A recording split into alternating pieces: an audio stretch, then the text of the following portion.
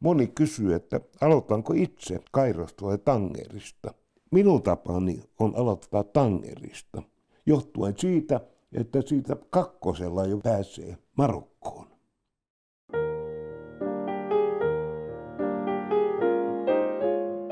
Sen jälkeen minä satsaan vähät rahani ja lennän sieltä suoraan kultarannikolle, josta jos timatti löytyy, niin saa tuplana rahan. Sitten minä taas lennän ja koitan päästä ensimmäisenä Kapkaupunkiin, jolloin saan taas palkinnon.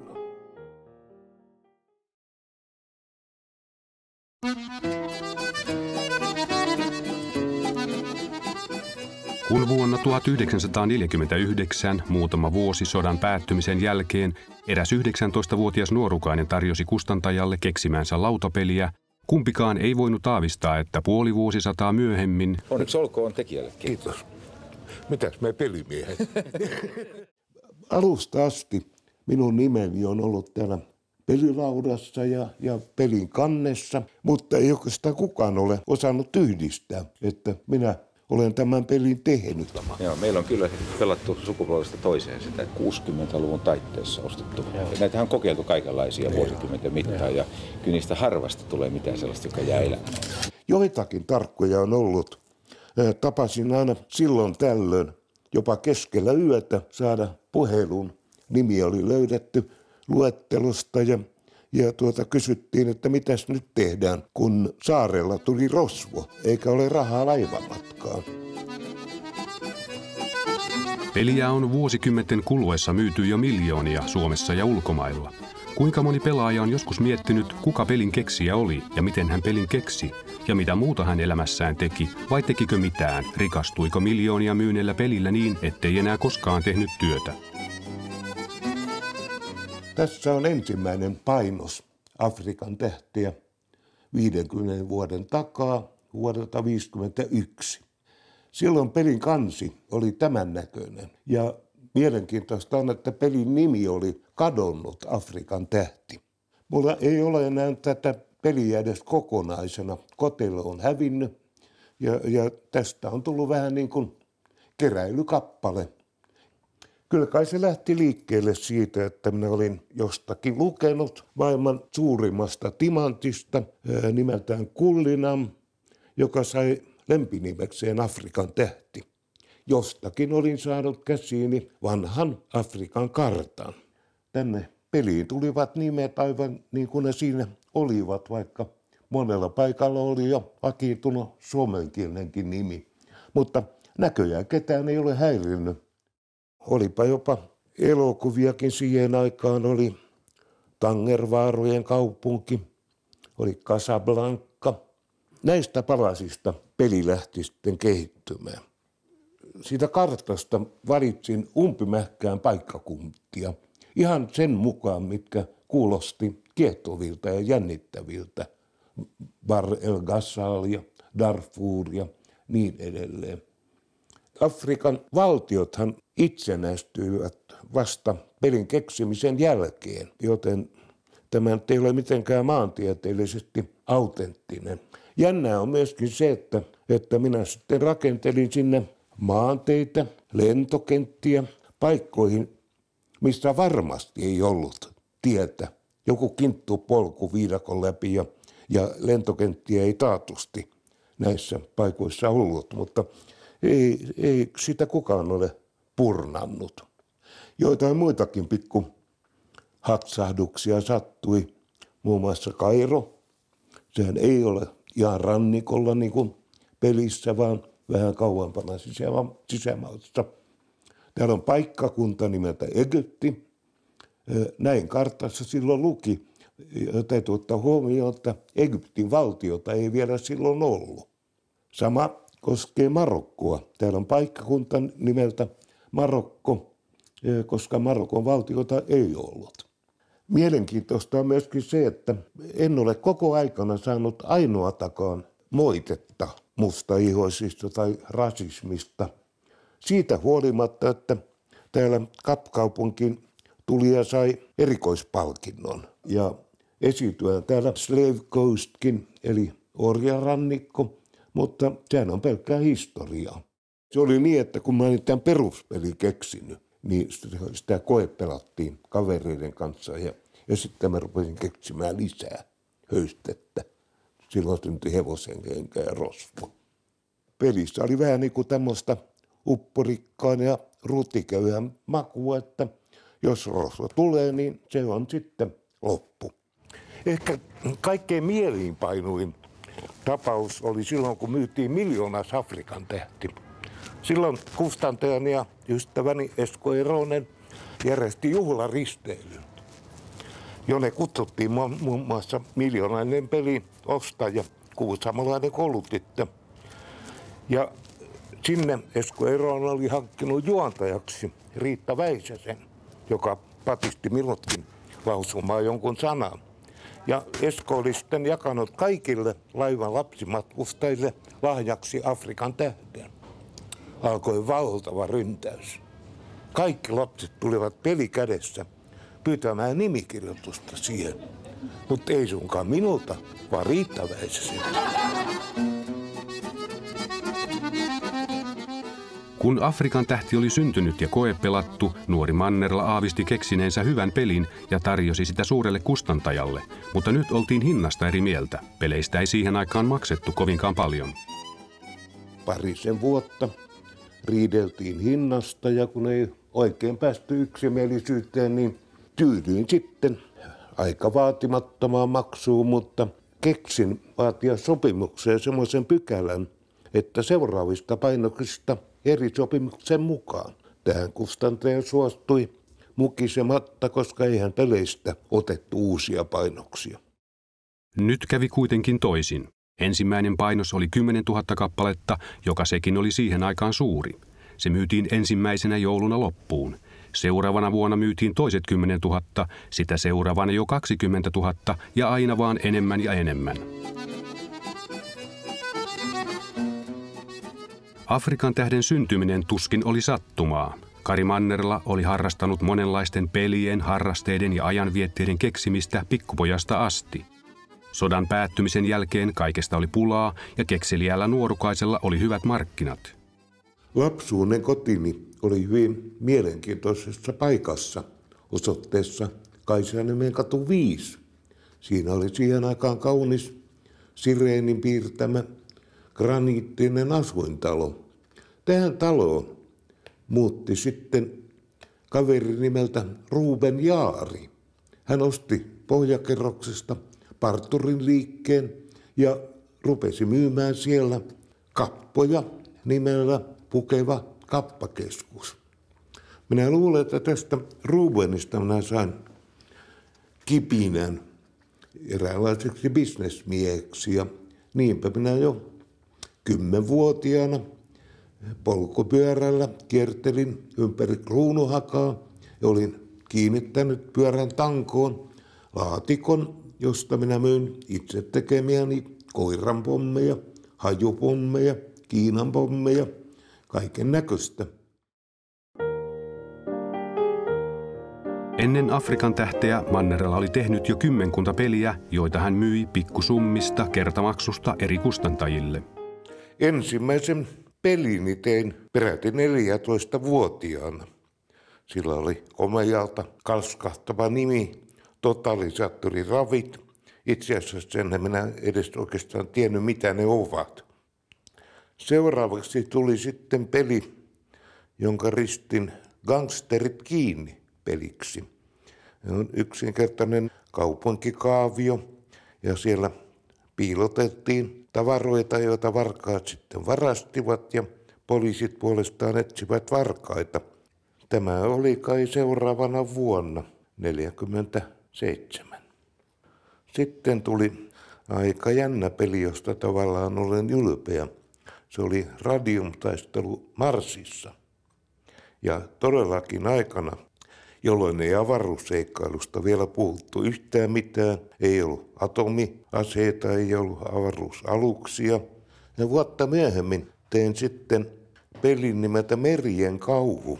Tämä nimi olisi voinut olla Lentävä hollantilainen, koska siellä oli tämmöinen merirosvoalus, jota hoidettiin jonkun pelaajan toimesta, mutta se ei ollut ikään kuin kenenkään pelaajan oma. Ja sitä sitten muiden laivat jahtasivat.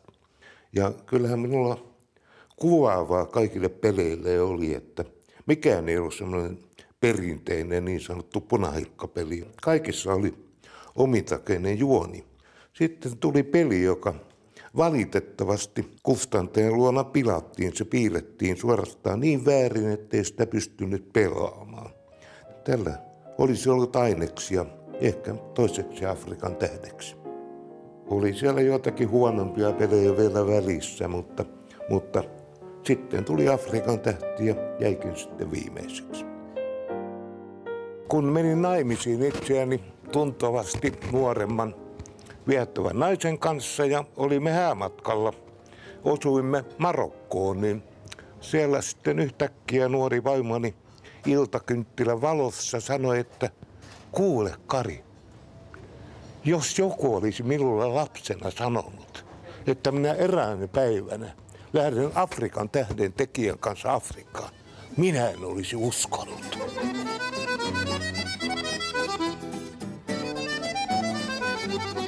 Kuusitoistavuotiaana nuori liikemies alkoi laajentaa liiketoimintaansa. Hän laati monistetun hinnaston, jossa myytiin erilaisia poikien ihmerasioita, vempaimia ja rakennusohjeita. Silloin minä jo ensimmäistä kertaa oikein ilmoittelin Seura-lehdessä ja tarjosin näitä romppeita postimyynnissä. Suunnittelin myöskin 100-sivuisen opuksen, joka oli poikien askartelukirja. Suunnittelin ja tein piirustukset erilaisista vehkeistä, kuten sähkökuulapelistä ja sähkötietopelistä ja niin edelleen. Tästä oli jo alustavasti sovittu, että valistus olisi julkaissut tämän teoksen, mutta jotenkin se sitten jäi minulta kesken. 18-vuotiaana Mannerla päätti panna bisneksen vähän jämerämmäksi ja perustaa osakeyhtiön. Mutta siihen aikaan vallitsi elinkeinosäännöstely, yhtiöitä ei saanut perustaa ilman erikoislupaa. Hän keksi ostaa pienen yhtiön, joka ei ollut koskaan aloittanut liiketoimintaansa. Siihen aikaan myöskin vallitsi hintasäännöstely ja ainoa ala, joka oli vapaa hintasäännöstelystä, oli leikkikaluala. Ja sehän sopi minulle kuin nappisilmään. Silloin minä suunnittelin ensimmäiseksi tuotteeksi uudelle yhtiölle sähkömekanon. Se on aika jännä, että sitäkään minulla ei ole tallella enää, mutta Kotelan olen saanut sattuman kaupalla. Jännä on jälkeenpäin havaita, että jo tähän aikaan vuonna 1946 minä panin ilmoituskuponkeihin selvän tekstin, älä lähetä vielä rahaa, jos et pidä sähkömekannusta, voit palauttaa sen. Ei ollut vielä kuluttajavalistajia eikä valitusoikeuksia, mutta se oli eräänlaista ennakointia. Business laajeni edelleen. Mannerla keksi ostaa rakettitehtaalta ilotulitusraketteja 40% alennuksella, teki niistä perhepakkauksia ja pani hintaan 40% päälle. Siellä Kaisaniemen katu 5 minä vuokrasin kellarikomeron, jossa näitä tuotteita valmistettiin. Ahkerina apulaisena oli silloisia luokkatovereitani ja jännää oli, että perjantaisin 5 aikaan oli sitten pitkä palkkajono siinä kellarin oven edessä. Kaikki meni hyvin siihen asti, kunnes kuulin, että eräs postibussi oli syttynyt palaamaan. Rakettipaketti oli joutunut lämmityslaitteen päälle. Aikana tulivat etsivät kotiin ja sain syytteen raastupaan räjähdysaineiden luvattomasta myynnistä ja varastoinnista keskikaupungilla sekä tulipalon aiheuttamisesta. Puolustin itseäni oikeudessa ja muistanpa vielä, kun tuomari jostain välissä sanoi, että kyllä sinusta vielä hyvä liikemies tulee. Päätyi siihen, että sain vaatimattomat sakot postin sääntöjen rikkomisesta ja tulipalon aiheuttamisesta. Kun sitten maksoin sakkoja jossain tiskillä, niin siellä virkailija totesi, että ai sinäkös olet niitä dynamiittimiehiä. 15-vuotiaana olin jo saanut kirjeen salapoliisi jännityslukemistoon päätoimittajalta. Olin tarjonnut sinne juttuani ja pyysi siihen jotakin pikkukorjauksia. Sanoi hyvin kauniisti, että toistan vielä, että teillä on mitä parhaat edellytykset kehittyä hyväksi jännityskirjailijaksi. Se touhu jäi sitten siihen, eikä minusta jännityskirjailija tullut. Vuonna 1948 toimitin Kansankuvalehteen ajanvietesivua. Jatkoin sitä pari vuotta. Se oli aika rankkaa, kun joka viikko piti toimittaa valmis aineisto lehteen. Ja minä yllätyin aika pahasti siinä, kun olin kuitellut, että muut sivujen toimittajat niin tekevät tehtävät itse, mutta jälkeenpäin vasta kuulin, että he vain toimittivat ja ostivat tehtävät jostain muualta. Minä hassuni tein joka tehtävän itse ja jopa niitä piirtelin, vaikka en ole koskaan osannut piirtää.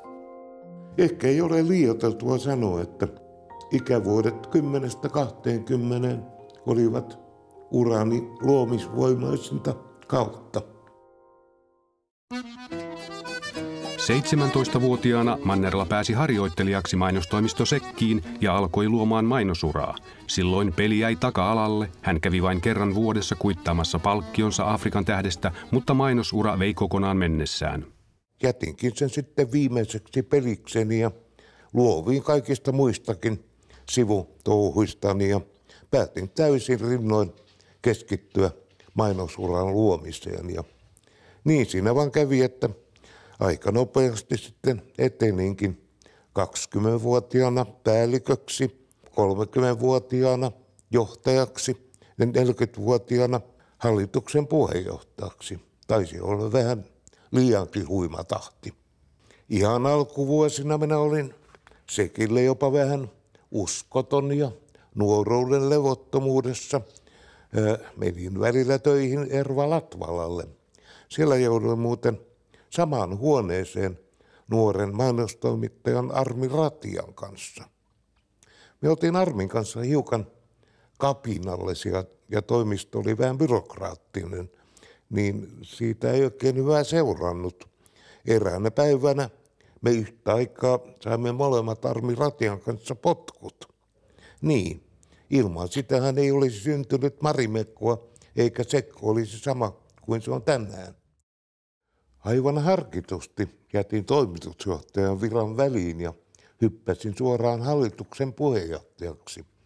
Minä päättelin sillä tavalla, että toimitusjohtajan virka on oikeastaan koiran virka. Se istuu tavallaan luukulla, jonka päällä lukee valitukset.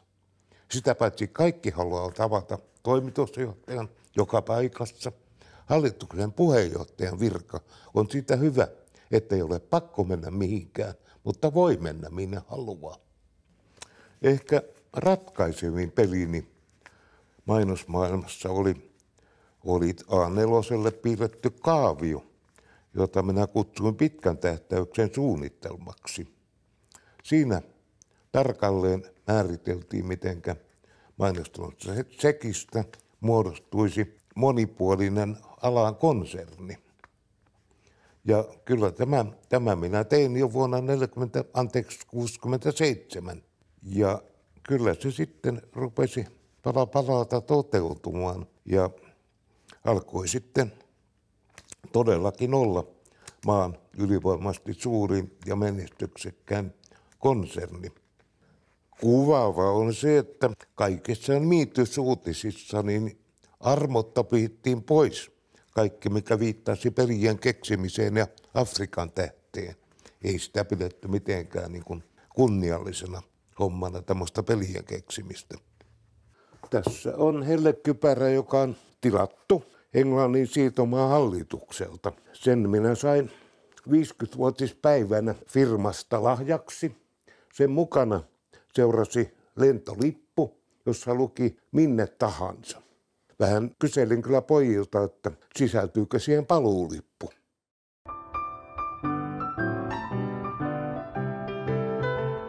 Viisikymppisenä Mannerla oli ollut jo 10 vuotta hallituksen puheenjohtajana.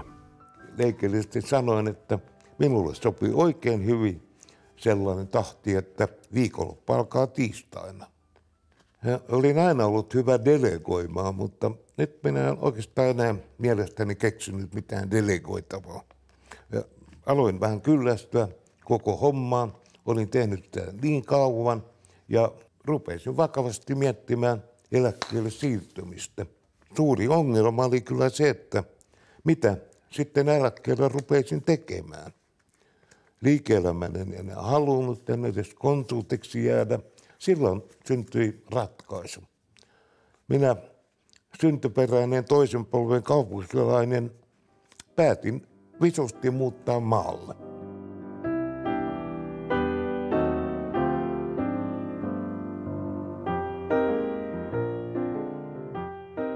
Minä tein selväksi, että mitään luksusta minä en halua. Minä haluan talon, minne voi lyödä naulaa seinään, minne minä haluan. Arkkitehti tuli, levitteli papereita ja minä nyökyttelin päätäni. Hän oli aivan selvästi ottanut saarittalaisvaikutteita Ahvenanmaalta. Siellä oli aina vajojen välistä tämmöinen käytävä, joka johti laiturille. Keskuskauppakamari on päättänyt antaa rautaisen ansiomerkkinsä teille, Kari Mannerla, tunnustuksena erityisen merkittävästä... Jossakin vaiheessa Afrikan tähti ikään kuin livahti Ruotsiin, Norjaan ja Tanskaan. Minä jouduin siinä käyttämään jopa juristeja turvatakseni oikeuteni. Ja onneksi en koskaan ollut patentoinut peliä, vaan minä juristien avulla sain todistettua, että se on kansainvälisen tekijänoikeuslain alainen. Ja patenttihan vanhenee aika pian, mutta tekijänoikeus on voimassa 70 vuotta tekijän kuoleman jälkeen, joten asiasta saattaa koitua jotain hyötyä vielä 5 tyttärellenikin.